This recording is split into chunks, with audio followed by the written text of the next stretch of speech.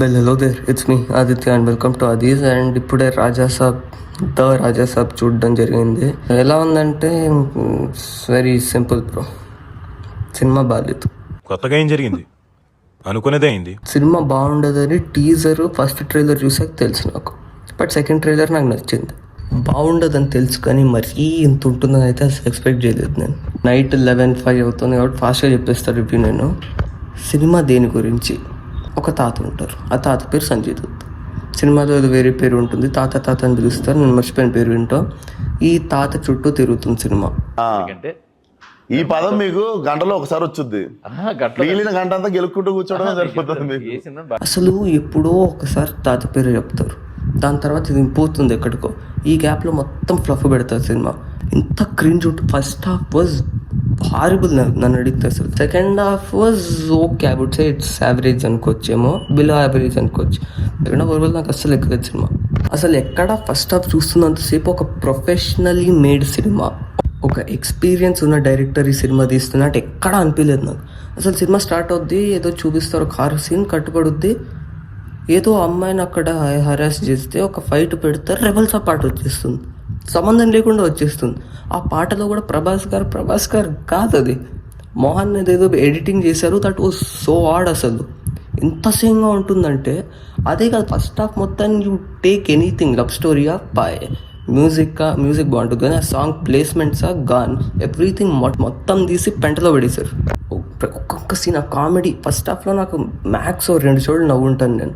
చాలా cringe, fluff, ఎంత same. అసలు ఆ ఫైట్లు కొడితే ఎటో ఎగిరిపోతారు, దూకితే ఎటెటో వెళ్ళిపోతారు. ఒక సూట్ కేసు కృష్ణాష్టమి సీన్ నాకు ఫస్ట్ హాఫ్ ఎంత చిరాకేసిందంటే వాట్ యామ్ ఐ విట్నెసింగ్ అన్నట్టున్నాను నేను కూర్చొని. ఎందుకు సాంగ్స్ వస్తున్నాయి, ఎందుకు ఫైట్లు వస్తున్నాయి, ఏం జరుగుతుంది. ఇంకొక ఫస్ట్ హాఫ్ చాలా అసహ్యంగా ఉండింది. దాని తర్వాత సెకండ్ హాఫ్ మొదలవుతుంది. సెకండ్ హాఫ్ ఆఫ్ ద మూవీతో నాకున్న మెయిన్ ఇష్యూ ఏంటంటే హీరోయిన్స్. ఆ హీరోయిన్ల ట్రాక్ వచ్చినప్పుడల్లా నన్ను పక్కన చూసుకుంటున్నాను. ఒక ఇంట్రెస్టింగ్ కాన్సెప్ట్, హిప్నోటిజము, బొమ్మని రాణి గారు వచ్చాక కొంచెం బాగుంటుంది. సెకండ్ హాఫ్లో కొన్ని సీన్లు బాగుంటాయి, మళ్ళీ లవ్ స్టోరీ వచ్చాక అది కూడా మొత్తం పెట్టలో వెళ్ళిపోయింది. మొత్తం సినిమా చుట్టూ తిరిగేది ఏదైతే ఉంటుందో దాని మీద యాక్చువల్లీ ఫోకస్ చేసేది last 30 minutes. And last 30 minutes of the cinema నాకు పర్లేదు, బాగానే అనిపించింది. అక్కడ కూడా ఒక శాండ్ సీన్ వస్తుంది, ప్రధానికి ఒక ఆబ్స్టికల్ పెడతారు, ఒక శాండ్ ఆబ్స్టికల్ వస్తుంది. That was so bad. అక్కడ కూడా ఈ cinema fight choreography was horrible, చాలా అసహ్యంగా ఉంటుంది ఫైట్ కొరియోగ్రఫీ. మ్యూజిక్ బాగుంటుంది, పాటలు ఓకే డీసెంట్ అనిపించాయి నాకు, బట్ బీజిఎం అయితే చాలా బాగుంటుంది. పర్ఫార్మెన్సెస్ ప్రభాస్ గారు చాలా బాగా చేశారు.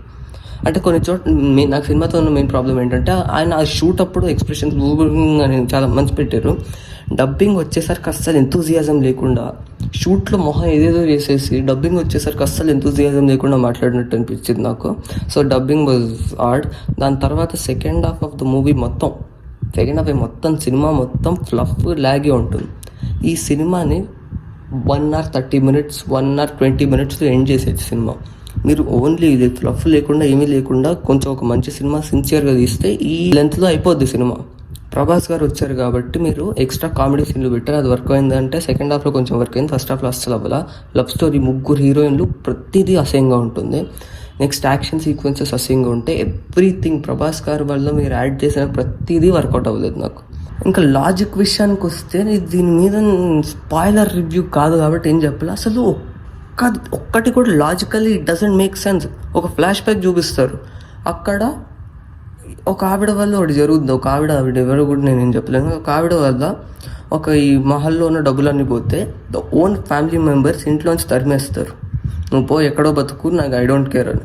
అది ఎలా ఉందంటే స్టోరీ కదలాలి కాబట్టి ఓన్ పేరెంట్స్ ఇంట్లోనే ఓకే ఇట్స్ ఫైన్ అప్పట్లో కాబట్టి అలా అనుకోవచ్చేమో. కానీ సంజయ్ దత్ గారు he's that much, he's that this అంటారు. ఇంకా ఈ బ్లాక్ మ్యాజిక్, హిప్నోటిజం ఇదంతా ఒక ఆయన నుంచి నేర్చుకుంటారు.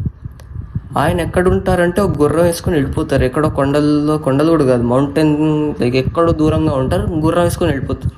అందరికి తెలిసి ఈయన ఎక్కడ ఉంటారు, ఎవ్వరు ఏం చేయరు, నో వన్ డస్ ఎనీథింగ్. ఈయనకు ఎలా తెలుసు అంటే అది ఆయనకి ఎవరికి తెలీదు, ఈయనకు తెలుసు. ఎవరన్నా వెళ్ళి ఏమన్నా నేర్చుకోవచ్చు ఆయన దగ్గర నుంచి. ఈయన వెళ్తారు ఏదో కట్ చేసుకుని సర్లే ఇంత చెప్తున్నా కదా, మీరు logically everything of the movie makes no sense. Climax కూడా ఎలా అవుట్పాటు చేస్తారంటే that's all it's an imagination అని ఏది పడితే అది చూపిస్తారు. లాజికల్లీ ఏది బాగుండదు. మ్యాజిక్ కూడా అసహ్యంగా ఉంటుంది. మ్యాజిక్ అంటే లైక్ ఏమైనా మ్యాజికల్లీ లాజిక్ పక్కన పెట్టంటే there was no magic to enjoy in the first place. Cinema writing స్టేజ్లోనే పోయింది. అసలు ఫస్ట్ హాఫ్ నేను మళ్ళీ చెప్తాను, నేను ఫస్ట్ హాఫ్ సో బ్యాడ్. ఇది ఒక నేను పెద్ద హీరో సినిమా, ఒక ప్రొఫెషనలీ మేడ్ సినిమా, ఇది ఒక యాక్చువల్ సినిమా, చిన్న హీరో బడ్జెట్ లేని సినిమా, ఒక 450 crores పెట్టి వీళ్ళు తీసే బుల్షిట్ ప్రోడక్ట్ ఇదా అన్నట్టు ఉంటుంది first half.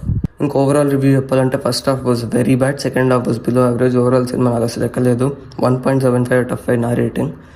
It's a very bad way to start of 2026. So ఇంకా సంక్రాంతికి ఇంకా సినిమాలు వస్తున్నాయి, అవన్నీ బాగుండదని కోరుకుంటున్నా. వీడియో నచ్చితే లైక్, షేర్ అండ్ సబ్స్క్రైబ్. ఇంకా వాట్ ఎవర్ ఫిల్మ్ నెక్స్ట్ ఉందో ఇంకా దాని రివ్యూతో మళ్ళీ కలుస్తా. అంటే దెన్ బై, సబ్స్క్రైబ్.